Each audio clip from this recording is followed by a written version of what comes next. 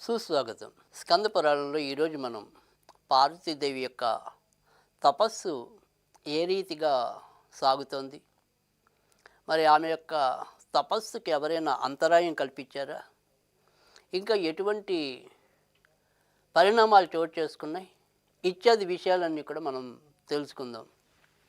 వక్రతుండ మహాకాయ కోటి సూర్య సమప్రభా నిర్విఘ్నం కురు మే దేవా సర్వకార్యేషు సర్వదా సర్వకార్యేషు సర్వదా.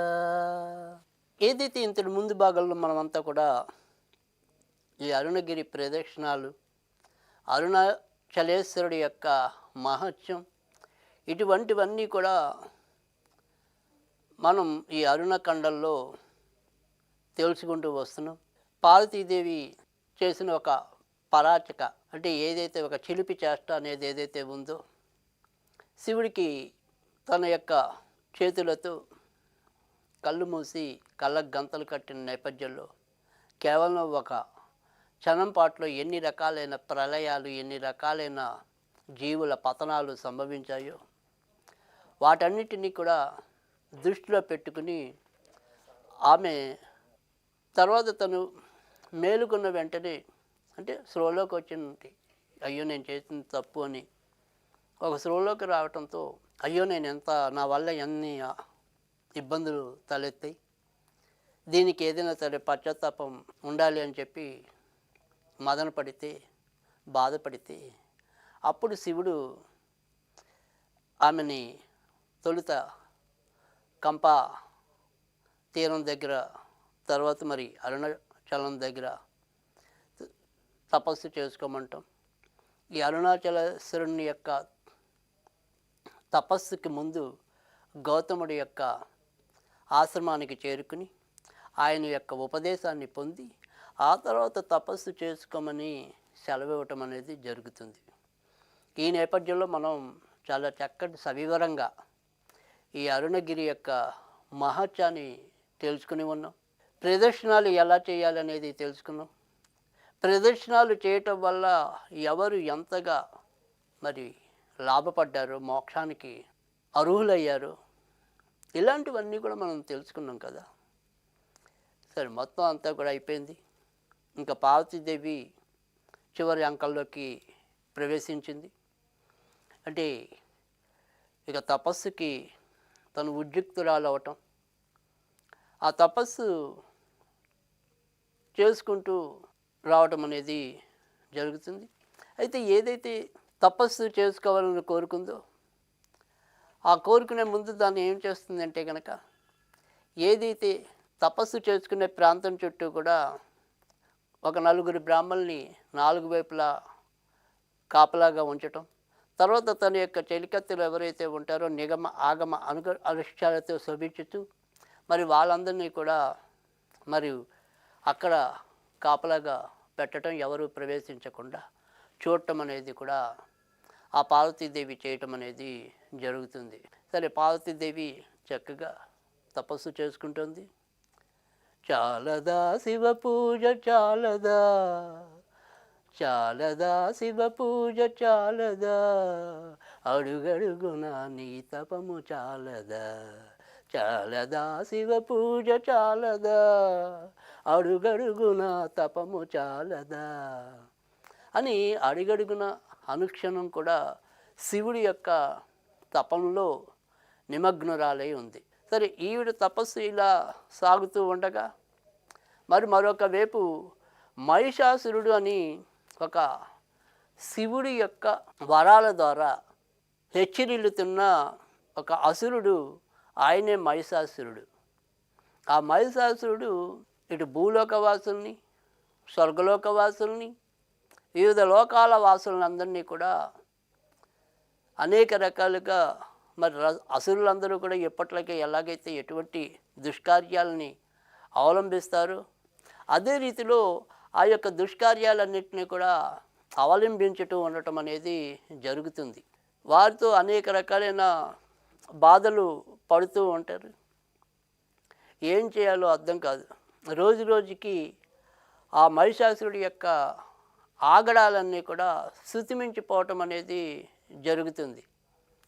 అప్పుడు ఈ దేవతలందరూ కూడా ఆ యొక్క పార్వతీదేవిని చేరుకుని, ఓ జగజ్జనని, భయకంపితులమై మమ్మల్ని ఆ యొక్క రాక్షసులందరూ కూడా ఆవహించి వాళ్ళందరినీ కూడా తరిమిపెట్టి మాకు ఒక అభయాన్ని ప్రసాదించమ్మా తల్లి. మేము ఇప్పటికే భయకంపితమై అనుక్షణం ప్రాణాలని ఒగ్గపెట్టుకుంటూ బతుకుతున్నాం. నువ్వే మాకు శరణం, నువ్వే మమ్మల్ని రక్షించాలి అని చెప్పి ప్రార్థిస్తున్న దేవతలను చూసి ఆమె ప్రశ్నిస్తుంది, ఏంటి మీరందరూ, ఏం జరిగింది, మీరు వచ్చిన విషయం ఏంటో. వాళ్ళని చంపాలి అంటే కనుక ఏదైనా సరే పరమశివ తేజస్వీ స్వరూపమే, దానివల్లే అవుతుంది తప్ప మరొకరి వల్ల అవ్వదు. కనుక మహిషుణ్ణి మరి శివుడు వరాల చేత ఉండి ఉన్నాడు కనుక ఆయన దుర్నిరీక్షుడై ఉన్నాడు. అంటే ఇతరులకి జయింపు శక్యం కానివాడిగా ఉన్నాడు. కనుక ఏదైనప్పటికీ కూడా అలాంటి వ్యక్తులకి శివుడు వరాలు ఇవ్వటం అనేది కొద్దిగా మాకు కూడా అయోమయంగాను అసంగతంగానే ఉందని చెప్పి దేవతలు కూడా తెలపటం అనేది జరిగినప్పుడు, అప్పుడు భయాత్తులై ఉన్న వారిని ఆ పరమపావని పార్వతీదేవి ఓదారుస్తూ, సరే మీరేమి భయపడకండి, మీదిల్లకండి, శివవరం చేత వాడు గర్వితుడైనప్పటికీ కూడా నేను ఎప్పటికైనా సరే ఏదైనా సరే ఒక ఉపాయం చేత తప్పకుండా వధిస్తాను. ఇప్పటికిప్పుడే వాడిని చంపటం అంటే కనుక అంత తేలికైన పని కాదు. ఎందుకంటే ఆయన మరి శివుడి చేత అనేక వరాలు పొందిన వ్యక్తి కనుక ఏదో ఒక రోజు కొద్దిగా అతని యొక్క అధర్మమని మంటల్లో పడినప్పుడు ఎవరైనా సరే ఖచ్చితంగా దహించబడతారు. కనుక నేను సమయం మెరుగు ఎప్పుడైతే వాడిలో ఎంతో కొంత కొద్దిగా ధర్మం క్షీణిస్తూ వస్తుందో అదే అదనుగా భావించి నేను ఖచ్చితంగా వాళ్ళని వధిస్తాను. మీరేం బెంబేలు పడకండి, భయపడకండి. తిరిగి మీ యొక్క ప్రదేశాలన్నీ కూడా మీకు లభ్యమవుతాయి, మీ యొక్క వాహనాలన్నీ కూడా తిరిగి మిమ్మల్ని చేరుకుంటాయి అని చెప్పి వాళ్ళందరికీ పార్వతీదేవి అభయం ఇవ్వటం అనేది జరుగుతుంది. అంబ ఇచ్చిన అభయంతో వాళ్ళందరూ కూడా మనసుని ప్రశాంతం చేసుకున్న వాళ్ళై అక్కడి నుంచి తిరిగి తమ తావులకు చేరుకుంటారు. దేవతలందరూ వెళ్ళిపోయాక ఆ గౌరీదేవి ఆలోచిస్తుంది, సరే అప్పటికే మరి ఒక రకమైన సౌందర్య దీప్తిగా వెలుగొందడానికి మోహినిగా ఆమె అవతారం దాల్చడం అనేది ఉంటుంది. అంటే దీనికి ఒక అప్పటిదాకా ఒక సాదాసీదాగా తను తపస్సు చేసుకున్నానికి ఉద్యుక్తురాలైన, మరి అప్పటికి ఏది అవసరమో అటువంటి ధారణలో తపోధారణ కోసం తను సిద్ధంగా ఉండటం అనేది జరిగింది. కానీ ఇప్పుడు భవిష్యత్తును ఆలోచించి భవిష్యత్తులో జరగవలసిన విషయాన్ని మననం చేసుకుని దృష్టి సారించి పార్వతీదేవి ఇప్పుడు అపురూప సౌందర్య రాశిగా మోహినిగా, అంటే ఎవరైనా సరే ఆమెను ఒక్క క్షణం చూసినట్టయితే కనుక ఆ క్షణంలోనే ఒక రకమైన ఆకర్షణ పడవుతారట. అంత అద్భుతమైన సౌందర్యాన్ని పులుముకొని తన ముఖంలో ఇప్పుడు తపస్సు చేసుకోవడం కోసం ఏదైతే నలుగురు మాతృకులు నిలిపి వాళ్ళని హిమాలయాల నుంచి వాళ్ళు చేరుకున్నట్ట పార్వతీదేవి ఆజ్ఞ మేరకు వాళ్ళే దుందుమి, మరి అనవమి, సత్యవతి, సుందరి అనే ఈ నలుగురు కూడా మీరు ఈ అరుణగిరి ఎవరైతే దర్శింపవస్తున్నారో వారికి మీరు కాపలాగా ఉండండి. ఎవరైతే ఇక్కడ అలసిపోతారో, ఆకలి దప్పుల చేత బాధించబడతారో అలాంటి వారిని మీరు ఇక్కడ అరుణగిరి దర్శనానికి రానివ్వకండి అందుట. అంటే ఇక్కడ మీకు అర్థం అసలే అలసట, తర్వాత ఆకలి దప్పులు, ఇలాంటి వాళ్ళని అరుణగిరి దర్శనానికి రానివద్దు అంది అంటే కనుక అసహాయుల దగ్గర మరి ఆమె యొక్క నిరతి ఇదేంటి అని చెప్పి అందరికీ సందేహం కలగచ్చు. ఇక్కడ ఒక చాలా సూక్ష్మమైన, చాలా అద్భుతమైన రహస్యం ఉంది. ఎవరైతే అరుణగిరి క్షేత్రాన్ని సందర్శించాలి, అరుణగిరి ప్రదక్షిణాలు చేయాలి అని ఎవరైతే ఒక ఉత్తమ భావనతో, ఉత్తమ ధర్మంతో, ఉత్తమ క్రమశిక్షణతో ఆ స్వామిని దర్శించి కోరేవారికి, అరుణగిరి ప్రదక్షిణాలు చేసేవారికి ఎటువంటి అవాంతరాలు రావుట. వారు 3 రోజులుగా ఉపవాసం ఉన్నా కూడా ఆ ఉపవాసం ఉన్న అంటే శరీరంలో ఆకలి దప్పులు కూడా మర్చిపోయేంతటి శక్తి ఆ పరమశివుడు మనకి ప్రసాదిస్తాడట. అందుకని ఇక్కడ నేను అసక్తుణ్ణి, నేను చేయలేను అనుకునేవాడు ఎవడో ఉండట. అందరికీ ఒక రకమైన ఉల్లాసవంతమైన వజ్రతుల్య దేహం అవుతుంటాయి. ఎవరైతే అరుణగిరిని అదుని సందర్శిస్తారో, అరుణగిరి ప్రదక్షిణ చేస్తారో వారి యొక్క శరీరము అసలు వజ్రతుల్యం అయిపోతుందిట. కానీ ఎవరైతే అసురులు ఉంటారో వారికి మాత్రమే ఆకలి దప్పులు తెలుస్తాయి, వారికి మాత్రమే అలసట అనేది తెలుస్తుంది, వారికి మాత్రమే అమ్మో ఇంక నేను వెళ్ళలేను ముందుకి అనే భావం స్ఫురిస్తుందిట. అంటే ఎవరైతే అసురత్వం ఎవరిలో అయితే, ఏ ఒంటిలో అయితే ఎక్కువ ఉంటుందో వారు మాత్రమే అసక్తులు అవుతారట. అందుకని అటువంటి అసురత్వం కలిగిన వారికి మీరు దర్శనం కలిగించద్దు అని చెప్పి పరోక్షంగా పార్వతీదేవి వారిని ఆజ్ఞాపించడం అనేది జరుగుతుంది. సరే, ఆ రకంగా అక్కడ పార్వతీదేవి ఏర్పాటు చేసుకుని తన యొక్క తపస్సు ఏదైతే ఉందో ఆ తపస్సుని కొనసాగిస్తూ రావటం అనేది జరుగుతుంది. ఆ రకంగా అక్కడ గౌతమ ముని యొక్క ఆశ్రమానికి దగ్గరలో ఆ పార్వతీదేవి తపం గావిస్తూ ఉన్నప్పుడు వాతావరణం అంతా కూడా చాలా కమనీయంగా ఉందిట. అనేక రకాలైన పక్షుల కిలకిల రావాలతోనూ, సౌకుమార్యమైన ప్రకృతి యొక్క పరమ సౌందర్యంతోనూ విరాజిల్లుతోందిట. సకల జంతుజాలాలు కూడా ఒక రకమైన ఆనందంతో, ఇక్కడ మనకి ఏదైనప్పటికీ కూడా ఎవరితో ఎటువంటి ప్రమాదం లేదు అని వారు జంతువులైనప్పటికీ కూడా వారి మనసులో వారు ఆ రకంగా భావిస్తూ చాలా స్వేచ్ఛగా అక్కడ అవన్నీ కూడా సంచరిస్తున్నాయిట. అటువంటి ఆమె తపోభూమి కడు సౌమ్యంతో, అనేక రకాలైన ప్రశాంతలతో, మాధుర్యాలతో, సౌందర్యాలతో వర్ధిల్లుతోందిట. ఆ రకంగా పార్వతీదేవి తపస్సు చేసుకుంటూ ఉండగా, సరే మహిషాసుడు వేట నిమిత్తం అటువైపుగా రావుతూ ఉంటాం. తర్వాత మరి అదే సమయంలో కొంతమంది మహిషాసురుడి యొక్క అనుచరులు ఈ తపస్సు చేస్తున్న ఆమె ప్రదేశానికి చేరుకుంటున్నప్పుడు వీరందరినీ ఇక్కడ ఈ సేనంతా కూడా వేట కోసం ఉండటం చేత వారి చేతిలో ఉన్న ధనుర్బాణాదులన్నింటినీ కూడా ఈ నలుగురు, మనం చెప్పుకున్న చతుర్థ మాతృకులు నలుగురు అక్కడికి రావటం అనేది, వారు వీరిని అడ్డుకోవటం అనేది జరుగుతుంది. ఎందుకు మమ్మల్ని ఇక్కడికి రప్పించడం లేదు, మమ్మల్ని లోపలికి ఎందుకు వెళ్ళనివ్వటం లేదు అని చెప్పి ఆ అసురులు ప్రశ్నించినప్పుడు ఈ మాతృకులు తెలియజేస్తారట, ఇక్కడ పరంపావని అయిన పార్వతీదేవి తన భర్త కోసం తపస్సు చేసుకుంటోంది. ఆమె జగత్ సౌందర్య రాశి. అటువంటి ఆమెకి ఎటువంటి ఇబ్బంది లేకుండా తన పతి తిరిగి తను చేరుకోవటం కోసం, తన పతి యొక్క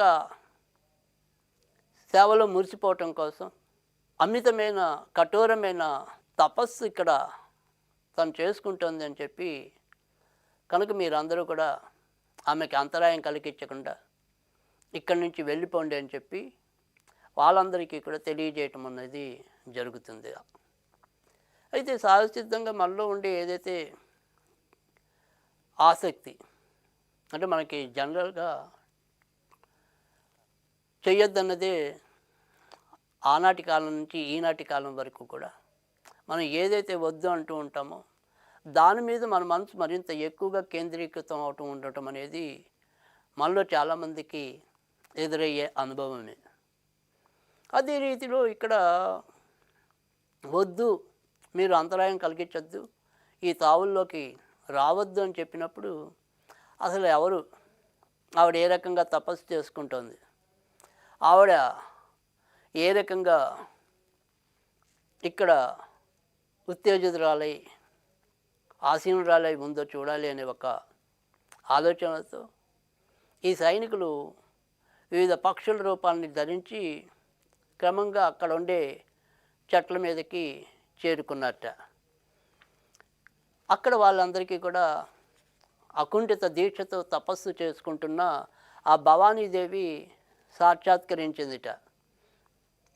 అసలు ఆమె యొక్క ముఖాన్ని చూసి, ముఖారవిందాన్ని చూసి, ఆమె యొక్క సౌందర్యాన్ని చూసి వీళ్ళందరికీ దిమ్మ తిరిగిపోయిందిట. అయ్యో బాబోయ్, ఎంతటి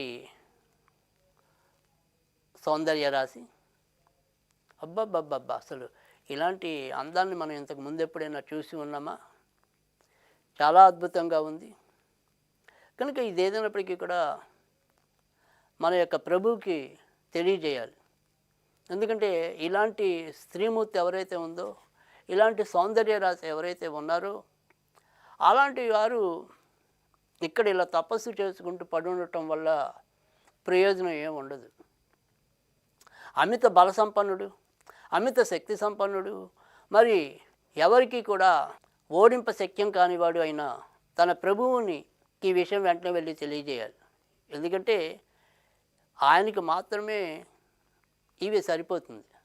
ఆయన సాటి వచ్చే స్త్రీ ఎవరయ్యా అంటే కనుక ఖచ్చితంగా ఈమె అవుతుంది అని చెప్పి వారు వెళ్ళిపోయి, అబ్బాబ్బా, అసలు ఏం ప్రదేశం, అక్కడ ఉన్న తరుణ్ణి చూస్తే కనుక ఇదే తరుణం తీసేసుకోవాలి, ఆమెని ఏదైనా సరే మన దగ్గరికి తెచ్చేసుకోవాలి అనిపించేంత అపురూపమైన సౌందర్యంతో ఆమె అక్కడ విరాజిల్లుతోంది. మరి తన పతి కోసం తపస్సు చేసుకుంటుందని చెప్పి వారు అక్కడ తెలియజేయటం అనేది జరిగింది. కనుక ఏదైనప్పటికీ కూడా అటువంటి కాంతని మీరు గనక మీ యొక్క ఏకాంత సౌధంలోకి తీసుకురాగలిగితే మీ యొక్క కీర్తి ప్రతిష్టలు మరింత పెరుగుతాయి. సృష్టిలో అపురూపమైన సౌందర్యం అనేది ఏదైతే ఉంటుందో, సౌందర్యానికి ఇంతకంట చెప్పలేని నిర్వచనం ఏదైతే ఉంటుందో, అటువంటి సౌకర్యమూర్తిని మీరు చేపట్టినట్టు అవుతుంది. కనుక తక్షణమే వెళ్ళి ఆమె యొక్క రూపలావణ్యాల్ని పరికించడండి అని చెప్పి వాళ్ళందరూ కూడా మరింత రెచ్చగొట్టే విధంగా మహిషాసురుణ్ణి చేస్తే, మరి అసలే అసురుడు కోతికి కొబ్బరికాయ ఇచ్చినట్టు తన యొక్క అసురత్వాన్ని ఆ అబల ముందు ఎలాగా చూపాలి అనే ఒక ఆతృతతో వెంటనే తపస్సు చేసుకుంటున్న ఆమె దగ్గరికి చేరుకోవటం అనేది జరుగుతుంది. ఒక వృద్ధుడి రూపంలో ఆ యొక్క గౌతముడి యొక్క ఆశ్రమానికి దగ్గరగా వెళ్తే అప్పుడు పార్వతి చెలికత్తెల చేత, ఆహా వచ్చింది వృద్ధుడు, చూస్తుంటే మహానుభావుడిలా ఉన్నాడు, పూజించదగిన వ్యక్తిలాగా ఉన్నాడు అని చెప్పి ఈ నలుగురు కూడా ఆయనకి సేవలు చేసి పూజలు చేసి కొంతవరకు ఆయనకి విశ్రాంతి ఇద్దామనే తడువుగా అక్కడ నిలిచిపోవటం అనేది చూస్తుంది. ఆ తర్వాత ఎక్కడైతే తపస్సు చేస్తున్న పార్వతిని అక్కడి నుంచి ఈ యొక్క వృద్ధుడు దృష్టి సారించి వాళ్ళని అడుగుతాడు, ఏంటి ఆ అమ్మాయి ఎవరు, ఎందుకలాగా తపస్సు చేస్తుంది, ఆమె యొక్క తపస్సుకి వెనక ఉన్న ఉద్దేశం ఏంటి, ఎందుకని తపస్సు చేసుకుంటుందో నాకు తెలియజేయండి అని చెప్పి వాళ్ళని కోరుకోవటం అనేది జరుగుతుంది. అప్పుడు ఆమె తన యొక్క భర్త కోసం తపస్సు చేస్తుంది. ఏదైతే కుమ్మరి తను వండిన పాత్రలో అప్పుడే ధాన్యం ఉంచాలని కోరుకుంటాడో, అలాగే ఏదైతే అప్పుడే వండిన పాకం ఏదైతే ఉంటుందో, వంట ఏదైతే ఉంటుందో, అప్పటికప్పుడే తినేయాలనే జిహ్వలు ఏవైతే ఉంటాయో, అదే రీతిలో ఆమె కూడా తన తపస్సుకి స్వయంగా వెంటనే సిద్ధపడాలి, తన దగ్గరికి రావాలి అనే ఒక సహజసిద్ధమైన సమయం కోసం ఆమె వేచింది. ఏదైనప్పటికీ కూడా ఆ తపస్సు అంతవరకు కూడా ఆగదు, ఇదే రీతిలో కఠినంగా కొనసాగుతుంది అని చెప్పి ఈ కాంతలు వృద్ధుడి రూపంలో ఉన్న మహిషాసురుడికి తెలియజేయటం అనేది అవుతుంది. అది విన్న మహిషాసురుడు ఒక పరిహాసంగా, ఒక వేళాకోళంగా, ఎగతాళిగా నవ్వుతూ ఆమె దగ్గరికి వచ్చి, ఓ బాల, నువ్వు కోరిన వరుడు ఎవడనుకుంటున్నావు? నేనే. నీ తపఫలం దేనికోసం అనుకుంటున్నావు? దానికి నేనే. నీ ఏదైతే అతులమైన నా సంపద ఉందో విను. నేను మహిషాసురుణ్ణి. ఈ జగత్తంతయు కూడా ప్రస్తుతం నా ఆధీనంలోనే ఉంది. నేను అనన్య బలశాలిని. సర్వస్వం కూడా అది నా అధీనంలోకే వస్తుంది. కల్పవృక్షమైనా, కామధేనువైనా ఏదైనప్పటికీ కూడా నేను చెప్పినట్టుగానే వినాలి తప్ప మరోలాగా ఉండవు. దేవతలు సైతం, మానవులు సైతం అందరూ కూడా, యక్ష కిన్న గంధర్వులు సైతం అందరూ కూడా ప్రస్తుతం నా యొక్క పాదసేవల్లో పులకరిస్తున్నారు వాళ్ళు. కనుక ఈ యొక్క జగత్తులో, ఈ విశ్వంలో నాకు అసాధ్యమైనది ఏదీ లేదు. నేను చిటికేస్తే అవన్నీ కూడా నా యొక్క పాదక్రాంతం అవుతాయి. కనుక అటువంటి అనన్య బలశాలిని, అనన్య పరాక్రమవంతుణ్ణి. కనుక నన్ను వరించు దేవి, నీ యొక్క అందాన్ని చక్కగా సద్వినియోగం చేసుకో. ఎందుకు ఇలా ఊరికే సంవత్సరాల కొద్దీ వృధా తపస్సు చేస్తావు? నీ దగ్గర అసమానమైన సౌందర్యం ఉంది, నా దగ్గర అసమానమైన వీరత్వం ఉంది. వీరత్వము, సౌందర్యము సమానంగా పోటీ పడగలిగే జంట ఏదైనా ఉంటే ఆ జంట మన ఇద్దరిదే. కనుక నన్ను నువ్వు నీకు కావాల్సిన వరుడిగా భావించి ఎంచుకుంటే కనుక జగత్తంతా కూడా మైమర్చిపోతుంది. ఇటువంటి శక్తి సంపన్నుడి దగ్గర ఉండవలసిన తగిన ఇల్లాలు ఈమె అని చెప్పి. కనుక ఒక్క క్షణం కూడా నువ్వు ఆలస్యం చేయకు, రా, నన్ను మనవాడు అని చెప్పి డాంబికంగా మహిషాసురుడు పలకటం అనేది జరుగుతుంది. అప్పుడు పార్వతీదేవి నవ్వుతూ, అవునా, నువ్వు నిజంగా ఇంతటి శక్తివంతుడివా? ఏదైనా సరే వృధా ప్రలాపాలతో వచ్చే వనగూడే ప్రయోజనం ఏమి ఉండదు. నీలాంటి వాళ్ళని అందరినో చూశాను నేను. ఏదేదో ప్రతి ఒక్కళ్ళు అలాగే అనుకుంటాడు, అబ్బా నేను చాలా బలవంతుణ్ణి అని చెప్పి. కానీ ఎప్పుడైతే వారికంట బలవంతుడు వారి ముందుకు వస్తాడో, వాళ్ళ బలమంతా కూడా ఎటువంటితో అప్పటి కానీ వాళ్ళ అనుభవంలోకి రాదు. అలా రానంత వరకు కూడా నేనే గొప్ప అని చెప్పి చంకలు బాదుకోవటం అనేది ప్రతి ఒక్కరికి అలవాటే. ముందు నువ్వు ఎవరినో అనుకుంటున్నావు, నన్ను జయించు. పెద్ద పెద్ద వీరుల్ని సూర్యుల్ని కాదు, నేను కేవలం ఒక పడతిని. ఈ పడతితో ఏ రకంగా నువ్వు యుద్ధాన్ని చేస్తావో చెయ్యి. ఆ యుద్ధం చేసినప్పుడు, అందులో గెలిచినప్పుడు తప్పకుండా నేను నిన్ను మనువాడుతాను అని చెప్పి తర్వాత అంతేతో ఆగకుండా ఏదైతే దుర్గాదేవిగా అవతరించి ఒక భయానక రూపంతో ఆయన ముందు నిలబడుతుంట మహిషాసురుడి దగ్గర.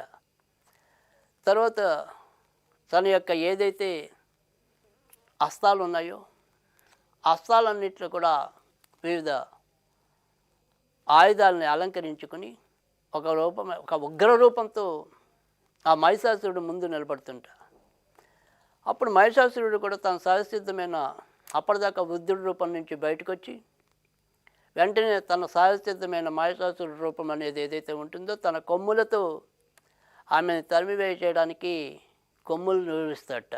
అంటే నేను కూడా కయ్యానికి రెడీ అని కయ్యానికి కాలు దువ్వడానికి సిద్ధమవుతాడట. ఆ తర్వాత మరి పార్వతీదేవి ఆ మహిషాసురుల యొక్క కయ్యంలో అంటే కథనంలో ఎలాంటి కథ చోటు చేసుకుంది, తర్వాత ఎవరు ఎవరిని జయించారు ఇత్యాది విషయాలన్నీ కూడా మనం అంటే స్కంద పురాణం 80 భాగంలో తెలుసుకుందాం. అంతవరకు సెలవు.